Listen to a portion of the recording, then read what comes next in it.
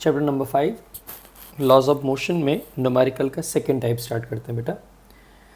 Second type में हम linear momentum, impulse और फोर्स वाले न्यूमेरिकल्स करेंगे।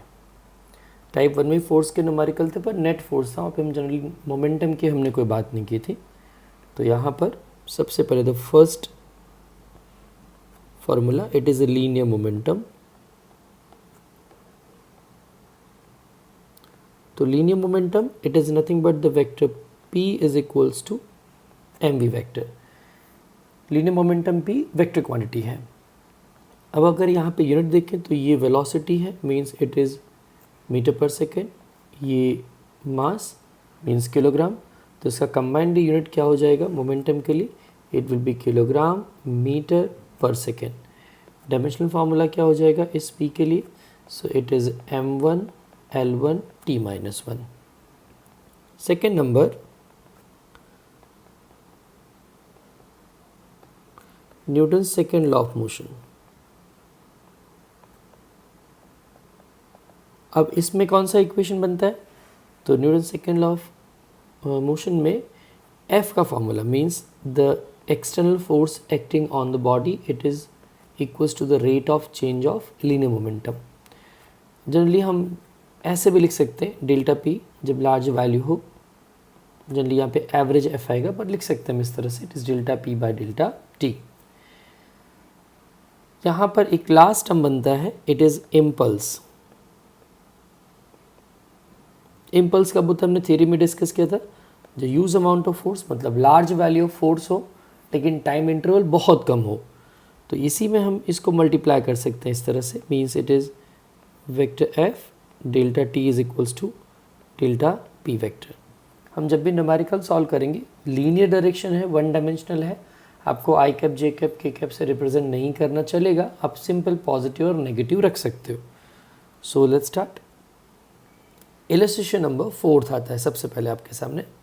क्वेश्चन में क्या मेंशन किया है? See, a batsman hits back a ball straight in direction. Backward मतलब जिस लाइन में आ रहा था एग्जैक्टली अपोजिट डायरेक्शन में उसको हिट करके बैकवर्ड थ्रो कर दिया, मतलब हिट कर दिया बैट्समैन ने। The bowler without changing its initial speed of 12 metre per second. तो इसका मीनिंग क्या हुआ कि जिस स्पीड से बॉल आ रही थी उसी स्पीड से उसको हिट करके वापस भेज दिया। अगर मैं ये स्पीड को माइनस में लेता हूँ तो ऑब्वियस हिट करने के बाद जो स्पीड बनेगी वो पॉजिटिव हो जाएगी। आप आई कैप जे कैप के रिस्पेक्ट में भी रख सकते हो। क्लियर?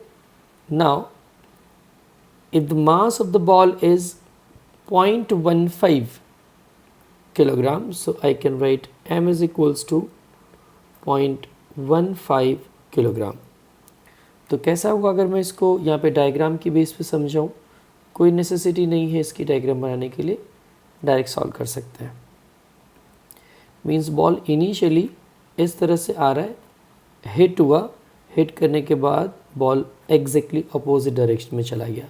तो इसको आप vector v1 is equals to -12 I cap भी लिख सकते थे, और इसको आप vector v2 is equals to +12 I cap लिख सकते हो। This is up to you. हमको फाइंड क्या करना है इसमें? Determine the impulse imparted to the ball. Impulse कितना मिला बॉल को? तो बहुत सिंपल कैलकुलेशन है। impulse imparted to the ball। हम मैग्नीट्यूड में बात करेंगे, means simply here I can write it as vector F delta T, means it will be delta P. अब वेक्टर क्वांटिटी मतलब आपको तो लिखना स्केलर फॉर्म में ही, तो क्या होता है? It is P2 minus P1। P होता है बेटा mv, means vector v2 minus vector v1 modulus में।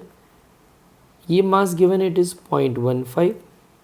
v2 ये पॉजिटिव 12 है, सो आई कैन राइट 12, और v1 क्या है? इट इज़ -12, तो मैंने यहाँ पे -12 लिखा बेटा। So it is 0.15 with in the bracket it is 24।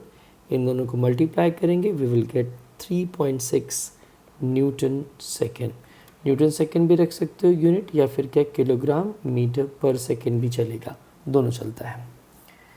Now इसी बेस पे ऐसे ही न्यूमेरिकल है इलस्ट्रेशन नंबर 5। इलस्ट्रेशन नंबर 5 में बहुत सारा कैलकुलेशन है, आप बुक की मेथड भी कर सकते हो, जैसे मैं सॉल्व करता हूँ वैसे भी कर सकते हो, this is up to you. Question में क्या मेंशन किया है, two identical billiard ball strike a rigid wall with the same speed but at different angles। देखो यहाँ पे ये बॉल सीधे आया और स्ट्राइक करके सीधे चला गया, पर सेकेंड केस में बॉल एक पर्टिकुलर एंगल पे आया और उसी एंगल से क्या क्या रिवर्स हो गया, मतलब बैकवर्ड चला गया हिट होने के बाद। मीन्स दो केसेस हमारे पास है। Reflected without any change in speed as shown in the figure, जिस स्पीड से वो आया उसी स्पीड से वापस चला गया। What is the direction of the force on the wall due to each ball, the ratio of magnitude of the impulse imparted to the ball by the wall. अब इसमें क्या पूरी थियरी कॉन्सेप्ट आ जाएगा, numerical थोड़ा बड़ा है। So let's start. सबसे पहले मैं केस ए की बात करता हूँ, मतलब इस केस की बात करता हूँ। तो यहाँ पे कैसे होगा, बॉल स्ट्रेट आ रहा है, तो मुझे पहले लीनियर मोमेंटम निकालना है। तो यहाँ पे लीनियर मोमेंटम, या फिर मैं लिख दूँ initial linear momentum of the ball, initial linear momentum of the ball. तो it is P I vector, this will be M and U I cap, because of, देखिए आप ये डायरेक्शन एक्स का लिया गया है, तो पहले ये वॉल की तरफ इस साइड आएगा बेटा, फिर हिट ये होके अपोजिट में जाने वाला है। तो चलो ये इनिशियल कंडीशन हो गई। अब हम इनिशियल के बाद लिखते हैं फाइनल, सेम ऐसे हम कॉपी कर लेते हैं, बस वहाँ पे वर्ड क्या आ जाएगा, फाइनल हो जाएगा। तो final linear momentum of the ball, अब फाइनल है इसका मतलब क्या, यहाँ पर हम F लगा देते हैं। सो दिस इज F, और ये minus M you I cap होगा, बिकॉज ऑफ यहाँ से क्या बैकवर्ड चला गया, ठीक है, आया था पॉजिटिव एक्स डायरेक्शन में और बैकवर्ड गया मतलब नेगेटिव एक्स डायरेक्शन में। तो ये दोनों का मोमेंटम मिल गया। मीन्स मैं लिख सकता हूँ change in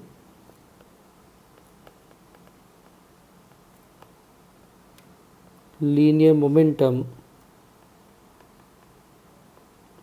of the ball, so that is delta p vector, क्या हो जाएगा बेटा, vector p2 minus vector p1। p2 है minus M you I cap, ये है M you I cap negative में आ जाएगा, means minus 2 M you I cap बन गया। जो मोमेंटम चेंज हुआ बॉल का उतना ही मिलेगा वॉल को, बट अपोजिट मिलेगा, क्योंकि बॉल इस साइड फोर्स लगा रहा है तो रिएक्शन फोर्स वॉल क्या करेगा, बैकवर्ड लगाएगा। तो इसी बेस पे क्या लिख सकता हूँ, अब चेंज इन लीनियर मोमेंटम लिखो या फिर linear momentum imparted to the wall. So linear momentum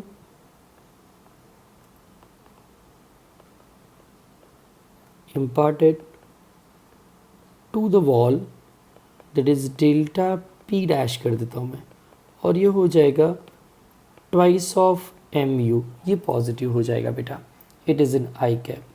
हमको फाइंड क्या करना है, देखिए I want to get the force on the wall due to each ball. तो फोर्स क्या लगेगा, force acting on the wall by the ball, so that is vector F is equals to delta P by delta T। हम time interval delta T ही consider कर लेते हैं, it is 2mu by delta T I cap.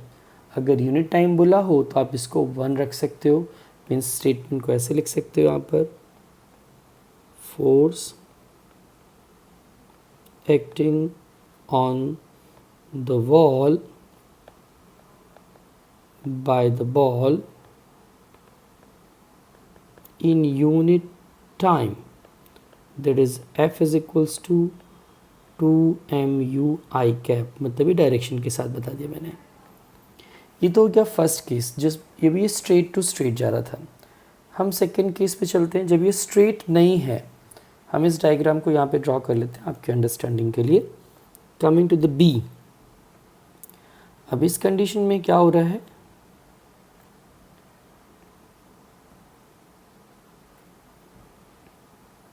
देखो ball initially यहाँ से आया ऐसे,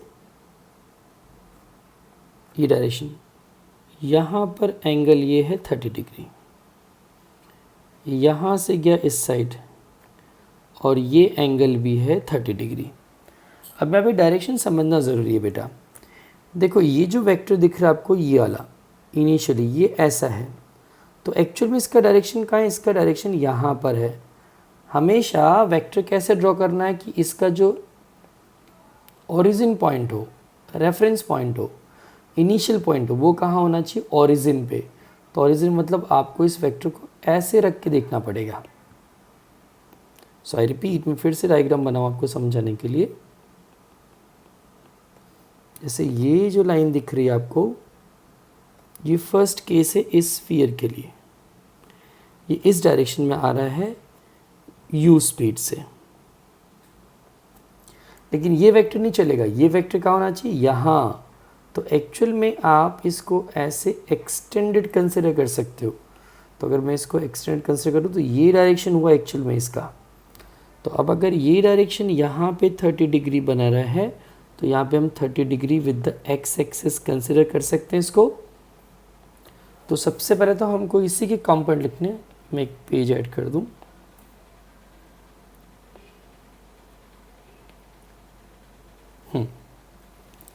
तो इनिशियली क्या आएगा, सबसे पहले यहाँ पे linear momentum. So initial linear momentum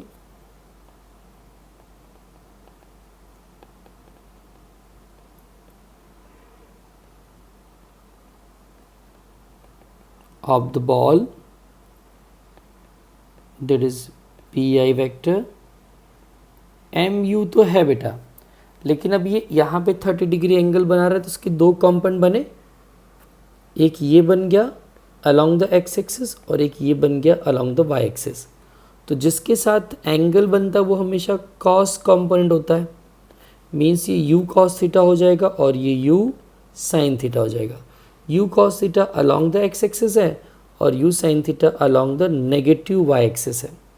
means मैं यहाँ पे लिख सकता हूँ it is cos 30 i cap minus sine 30 j cap.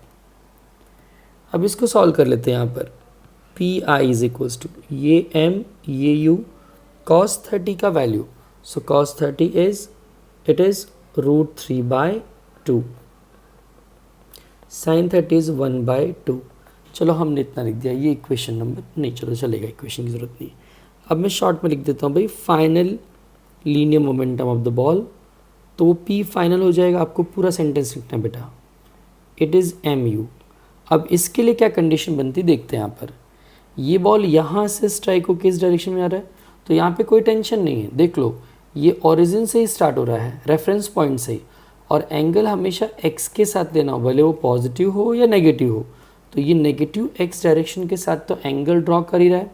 तो देख लो कंडीशन कैसी बन जाएगी। यहाँ पर अगर ये 30 डिग्री है तो ये क्या हो जाएगा, माइनस यू कॉस 30, ये हो जाएगा माइनस यू साइन 30।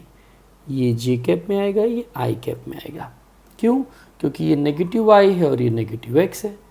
तो यहाँ पे दो कंपोनेंट लिख दें अपने, माइनस कॉस 30 आई कैप और माइनस साइन 30 जे कैप। अब इन दोनों को सॉल्व करते हैं। ये माइनस √3/2 हो गया, √3/2 आई कैप, ये हो जाएगा 1/2 जे कैप। इसके बाद कंडीशन क्या आती है, change in linear momentum of the ball, that is delta P vector is equals to vector P2 minus P1, या फिर क्या इनिशियल फाइनल लिख दें, तो it is p final minus p initial. अब फाइनल वाला टर्म क्या, it is m u with in the bracket minus root 3 by 2 i cap and it is 1 by 2 j cap, minus करके इस term को initial वाले को, तो it is m u with in the bracket root 3 by 2 i cap 1 by 2 j cap. तो यहाँ पे मैंने एम यू कॉमन लिया, minus root 3 by 2 i cap minus 1 by 2 हमने इसको सेम रखा। अभी माइनस अंदर जाएगा तो इसको मल्टीप्लाई करेगा, मीन्स ये माइनस हो गया, यहाँ पे जाएगा तो प्लस हो गया बेटा, it is 1 by 2 j cap.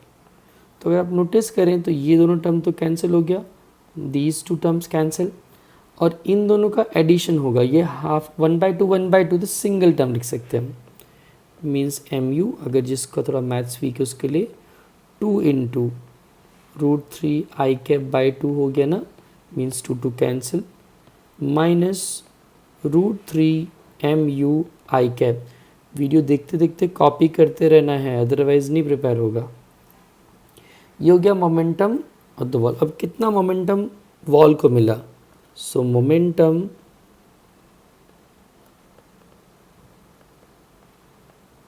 imparted to the wall, so it is delta p dash, तो हो जाएगा पॉजिटिव वैल्यू इसका, मतलब जस्ट अपोजिट, तो force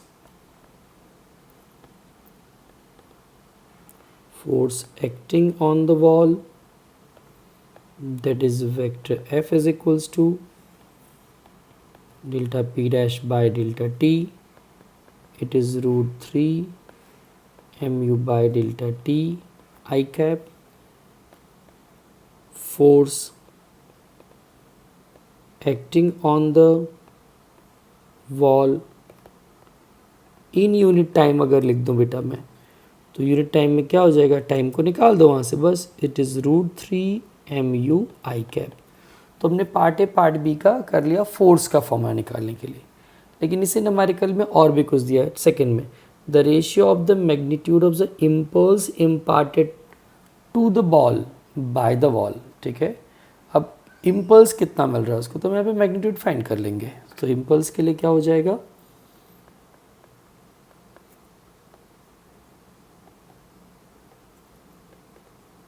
impulse imparted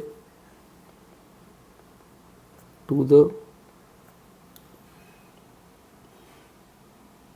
the ball है ना, to the ball first case, और यहाँ पे क्या आ जाएगा बेटा सेम लिख के सेकेंड केस। तो फर्स्ट के लिए क्या हो जाएगा, it will B vector F delta T first case के लिए, vector F delta T second case के लिए।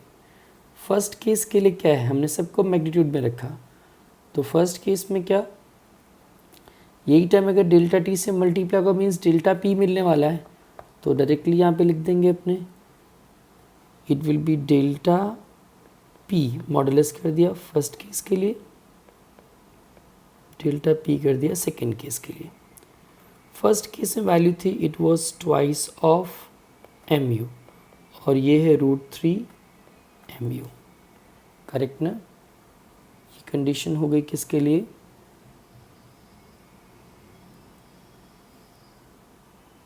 दोनों केसेस के लिए हमने मैग्नीट्यूड निकाल लिया।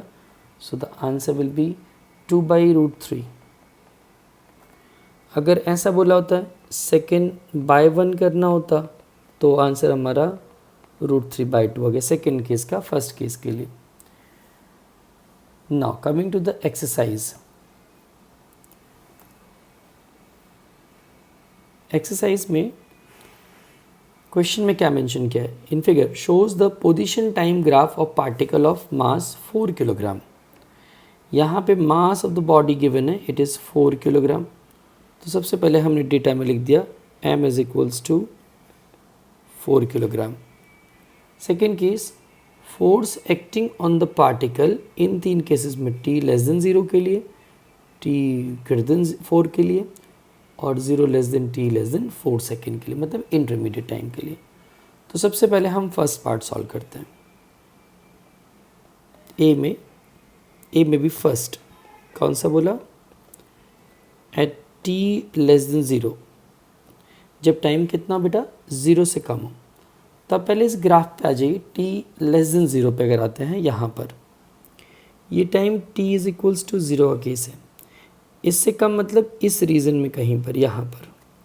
तो अगर आप इस रीजन में देखते हो यहाँ पे, तो ये स्ट्रेट लाइन बन रही है, मतलब ये जो x की वैल्यू है यहाँ पे कांस्टेंट हो गई। तो अगर मैं t लेस देन 0 की बात करता हूँ तो मुझे रिजल्ट क्या मिलता है, that here this x is equals to constant. x में कोई चेंज नहीं हो रहा है, ये सिंपल एक स्ट्रेट लाइन बन के रहेगी यहाँ पर। ऐसा होने का मीनिंग क्या हुआ, अगर v चेंज, x नहीं चेंज हो रहा है, इसका मतलब वेलोसिटी 0 होगा, और इसका मतलब हो गया एक्सेलरेशन 0 होगा। तो जब एक्सेलरेशन 0 है तो क्या हो जाएगा, the force F is equals to ma is equals to 0। तो कोई फोर्स नहीं लग रहा है बॉडी के ऊपर। अगर इस बॉडी के लिए x वर्सेस t का जो ग्राफ दिया है, इस x वर्सेस t ग्राफ के ऊपर से हमको ये मालूम पड़ गया कि लेस देन 0 टाइम के लिए हमारे पास कोई फोर्स बॉडी पे नहीं लगता। सेकेंड केस है बेटा, the second case is for the time it is quite greater than 4 second, मतलब को बहुत ज़्यादा टाइम बढ़ा है उससे। तो अब यहाँ पे कहीं आ जाओ, at this time you can see क्या हो रहा है, ये एकदम फ्लैट बन रहा है, there is no change in x again constant. तो सेम एज अब हो गया, कुछ चेंज ही नहीं होगा। मतलब मैं सेम चाहूँ तो कॉपी कर सकता हूँ यहाँ पर, कुछ भी चेंज नहीं, क्योंकि यहाँ पर भी क्या होगा, रिजल्ट उसी तरह से मिल रहा है। So just I am writing here x is constant, that means v is 0, that means a is 0, that means f is equals to ma is equals to 0। चलिए थर्ड कंडीशन पे चलते हैं। थर्ड में हो सकता है कुछ मिल जाए। थर्ड बोला 0 less than t less than 4 second, मतलब इंटरमीडिएट टाइम, पूरी लाइन पे कहीं बीच में हमने यहाँ पे कहीं का कंसिडर कर लिया।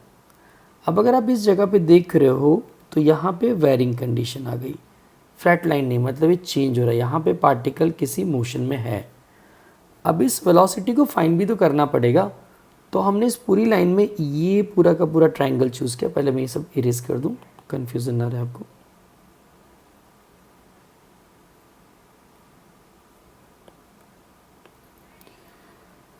अगर मैं आपको ये ट्रायंगल लेने के लिए बोलूँ, यहाँ पर ये पूरा, तो इस ट्रायंगल में आपको दिख रहा है ये वैल्यू आपके पास है 4, और इसके लिए यहाँ पर वैल्यू है 3, और ये 0 के लिए दोनों 0।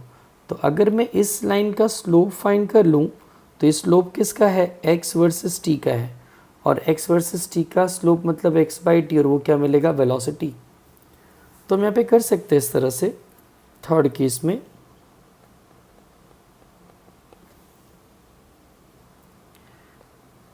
Eight 0 less than t less than 4 second के लिए, so here v is equals to, it is delta x by delta t। मैंने 3 से लेके 0 का लिया। ये डिफरेंस बेटा फिर से बता दूं, ये 3 हो गया इस a पॉइंट पे, और ये 0, तो 3 माइनस 0 ये, और 4 माइनस 0 नीचे, and this is 4 minus 0 means it is 3/4 metre per second. But बेटा दिस इज कांस्टेंट, ये कांस्टेंट है। तो अगर ये कांस्टेंट हो गया तो फिर से चलो यहाँ पे एक पेज ऐड कर दूं।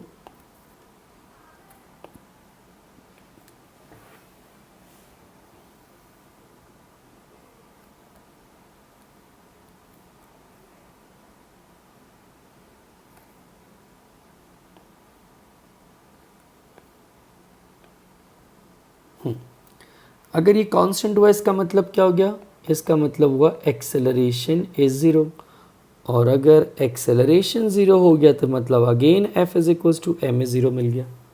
मीन्स इस केस में भी हमको कुछ मिला नहीं। चलो इसके बाद का condition, impulse at time t is equals to 0 and t is equals to 4 second. चलो हमको इम्पल्स निकालना है 0 टाइम पे और 4 सेकेंड पे। हम इस डायग्राम का फिर से यूज़ करेंगे। इस डायग्राम को मैं एक बार नीचे ले लेता हूँ यहाँ से।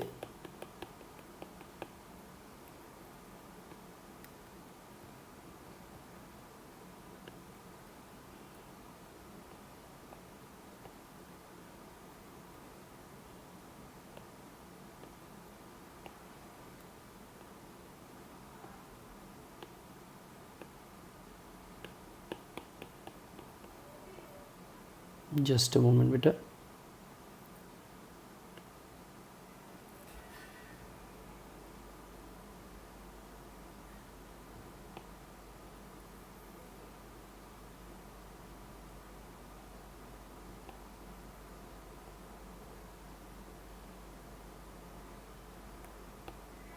चलो फिर से डायग्राम ड्रॉ कर लूँ, ये कवर नहीं हो रहा है यहाँ पे।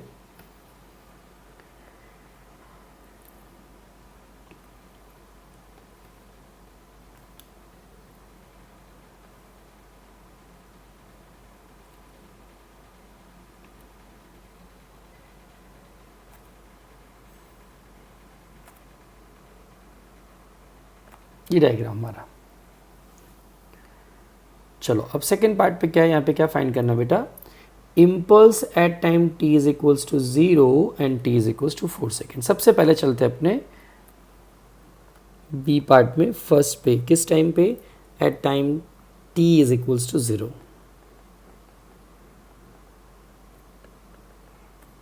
जब मैं time t is equals to 0 लिया, सबसे पहले यहाँ पर आ जाओ, ये रहा। तो इस एग्जैक्ट टाइम पे, तो इसके जस्ट पहले और इसके जस्ट बाद का हम केस देखेंगे। मतलब क्या, कैसे समझना, here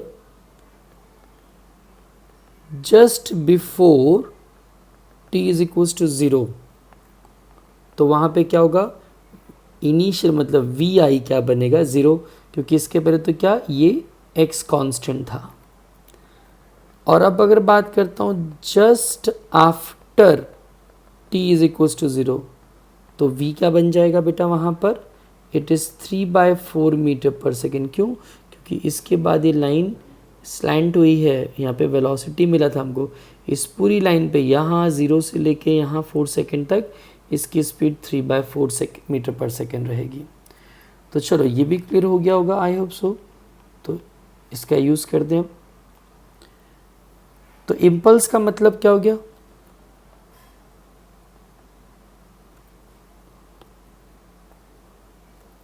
impulse is equals to होता है चेंज इन लीनियर मोमेंटम। तो जब चेंज इन लीनियर मोमेंटम निकालेंगे तो क्या, it is p final minus p initial, means it is m v final minus v initial. तो m को तो चलो हमने रखा 4, v फाइनल कितना, it is 3/4 and this is 0, answer is 3 Newton second. हम सेकेंड पार्ट पे आते हैं, किस टाइम पे निकालना है बेटा, अब t is equals to 4 second के लिए निकालना। चलो तो 4 सेकेंड यहाँ था एग्जैक्टली, तो फिर से इसके जस्ट बाद में और इसके जस्ट पहले, तो स्टार्ट करते हैं। At time t is equals to 4 second, so here just before t is equals to 4 second, तो v इनिशियल क्या होगा, 3/4 मीटर पर सेकेंड। देखो ये लाइन यहाँ पे जस्ट बिफोर मतलब 4 सेकेंड के पहले, तो यहाँ पे कहीं आएगा, and just after that is t is equals to 3 second, so v final is equals to 0। तो बस वही फिर से इम्पल्स, तो इम्पल्स हो जाएगा यहाँ पर, वही चेंज इन मोमेंटम होता है। मतलब क्या हो जाएगा यहाँ पर, इट इज़ m, वही फिर से v final, v initial linear है इसलिए हम सिंपल ऐसे लिखते रहे, m 4 है, फाइनल 0 है, ये 3/4 है, मीन्स -3 न्यूटन सेकेंड। ये भी ईजी था। Coming to the next one, exercise 17 number numerical.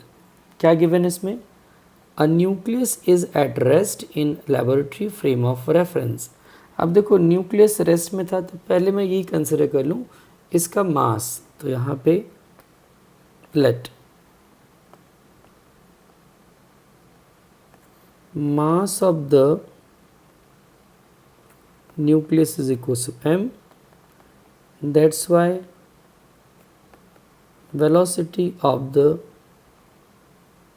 nucleus is equals to v is equals to 0। तो हमने उसको 0 ले लिया बेटा। ओके, अभी क्या बताया यहाँ पे, show that if it disintegrates into two smaller nuclei the products must move in opposite direction। मतलब एक बड़ा सा न्यूक्लियस है, ये न्यूक्लियस का दो पार्ट होता है, तो अगर ये दो पार्ट में डिवाइड होगा यहाँ से, तो हमने कंसिडर कर लिया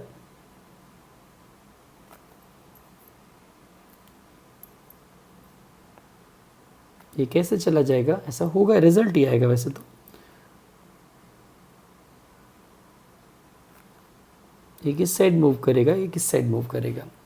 तो ये मेन मास m है, इसकी velocity v is equal to 0 है, इसका मास m1 लिया, इसका मास m2, तो ये v1 वेक्टर इस साइड जाएगा और ये v2 वेक्टर इस साइड जाएगा। इनको प्रूव करना है। तो चलो, according to the law of conservation of linear momentum, क्या हो जाएगा, इनिशियली, तो initial momentum is equals to final momentum. Final में दो पार्ट दिया, इनिशियली ये रहा, अब ये तो है ही नहीं, मूविंग कंडीशन ज़ीरो हो गया, m1 vector v1 plus m2 vector v2।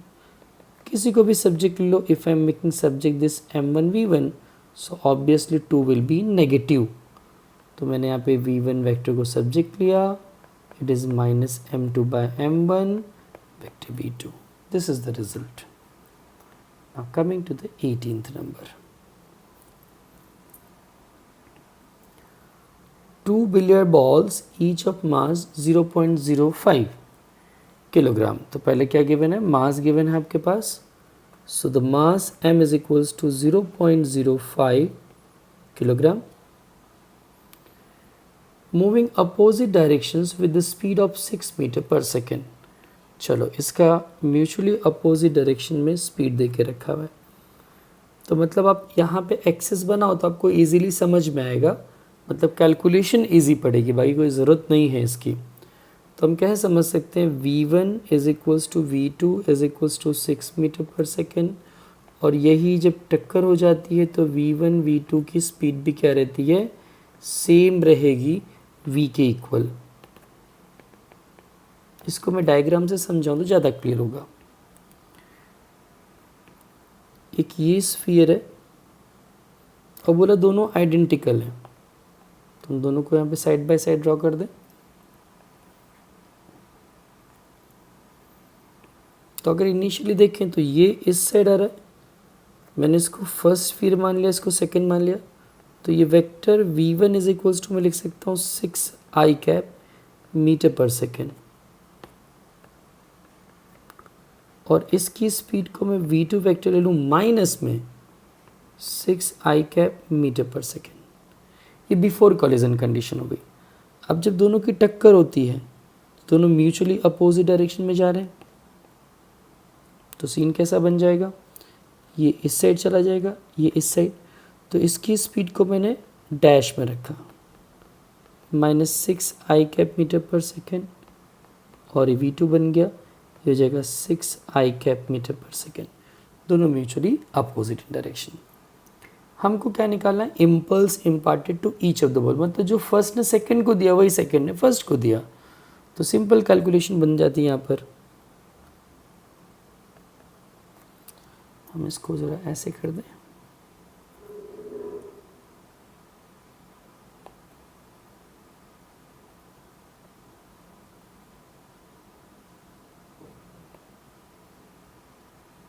यहाँ कर देते, ठीक है ना, ये बिफोर और आफ्टर। चलिए, अब हमको निकालना है इम्पल्स।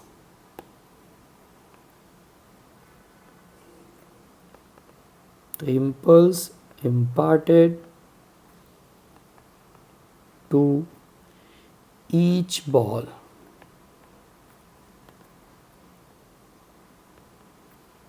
due to another, तो क्या हो जाएगा यहाँ पे, it is vector f delta t होता है।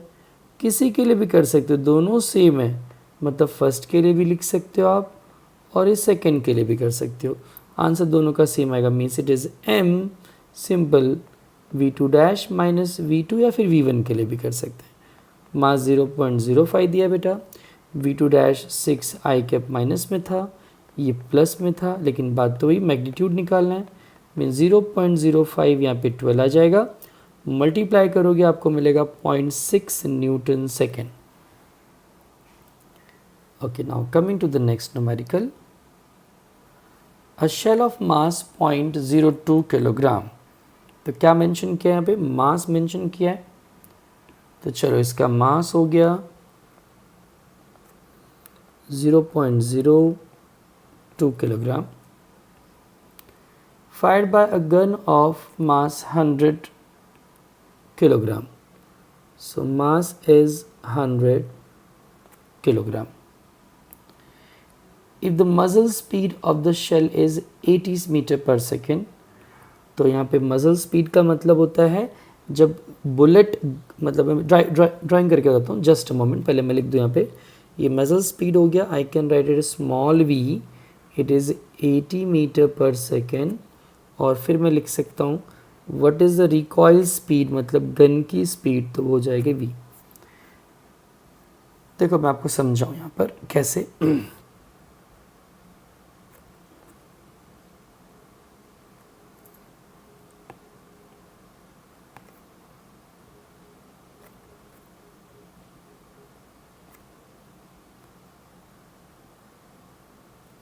हम मान लेते चलो ये एक गन है इस तरह से,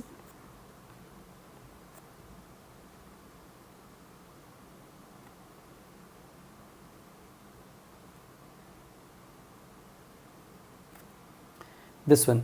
इनिशियली इसके अंदर बुलेट है, मतलब ये बुलेट अभी फायर नहीं हुई है। So bullet is inside this.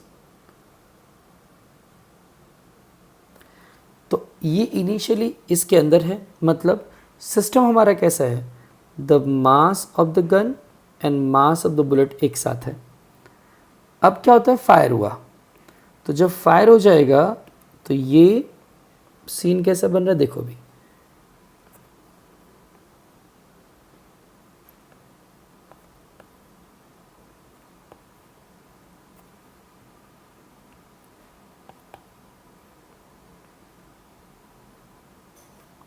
अब फायर होने से क्या होगा, ये बुलेट बाहर आएगी,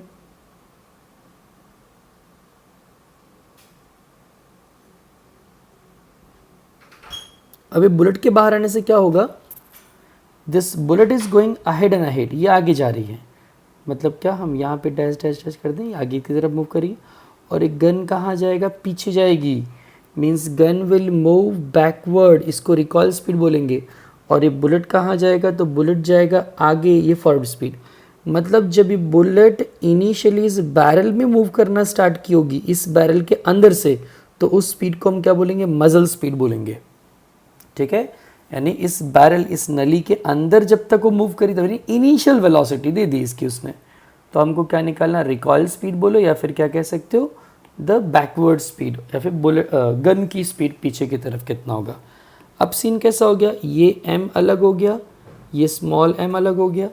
पहले तो इनका कंबाइंडली स्पीड क्या थी, इट वाज v-0, लेकिन अब मैंने इसकी स्पीड को कैपिटल V और इसकी स्पीड को स्मॉल v कंसिडर कर दिया। तो बस लगा दो law of conservation of linear momentum. So according to the law of conservation,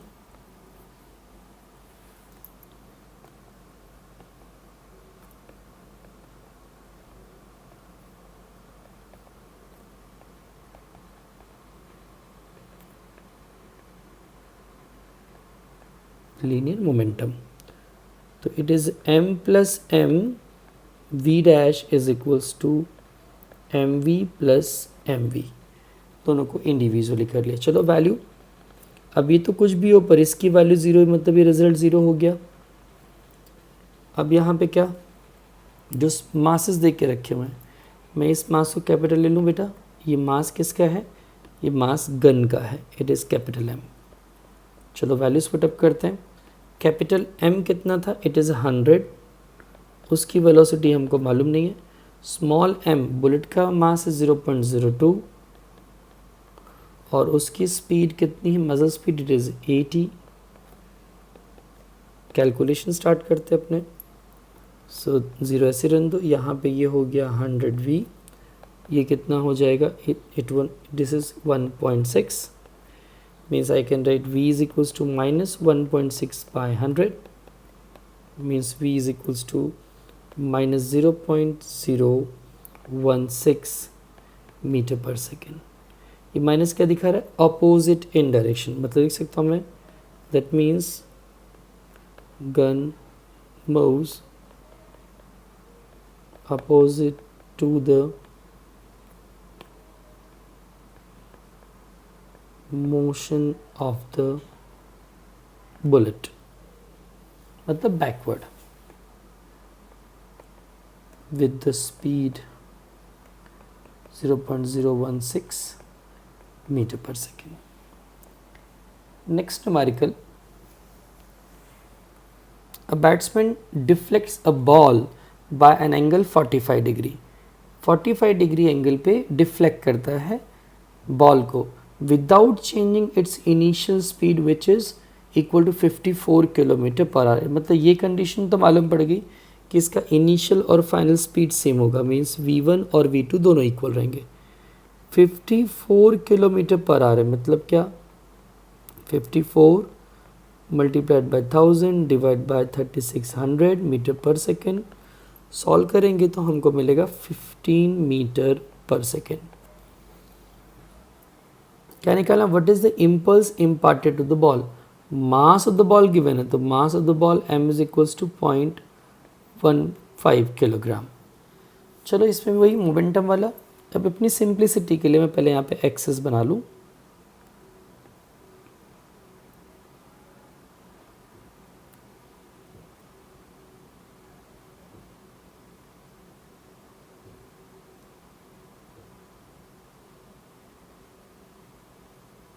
हमने समझ लिया पे कि यहाँ से ये बॉल 45 पे ना, 2 मिनट ऐसे नहीं,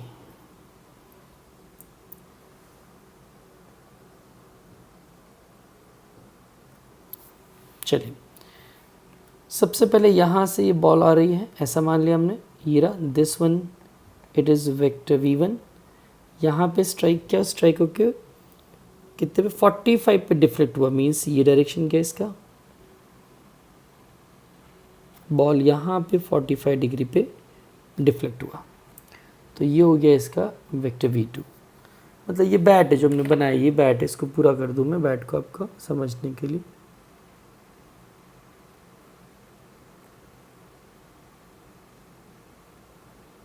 this one is the bat, okay. अच्छा बैट बना लेना आप सब। अब इसका यूज़ कर लेते हैं, चलो तो कितना हो गया v1 v2, तो यहाँ पे वही लीनियर मोमेंटम वाला कंडीशन तभी आएगा, अदरवाइज आएगा नहीं, टाइप 3 के लिए जगह नहीं बचेगी। चलो कोई बात नहीं, सॉल्व कर लेते हैं इसमें।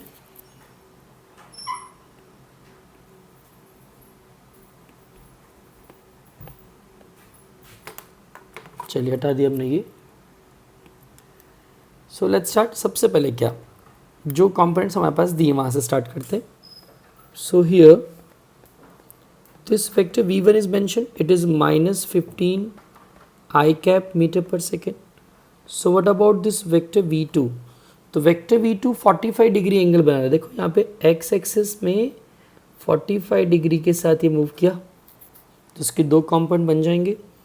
तो यहाँ पर वेलोसिटी तो 15 है, नहीं कंपोनेंट दो आ गए, it is cos 45 i cap plus sine 45 j cap, it is in metre per second. अब अगर मैं इसको सॉल्व करूँ तो ये 45, ये 1/√2 होगा, ये भी 1/√2 होगा मीटर पर सेकेंड में।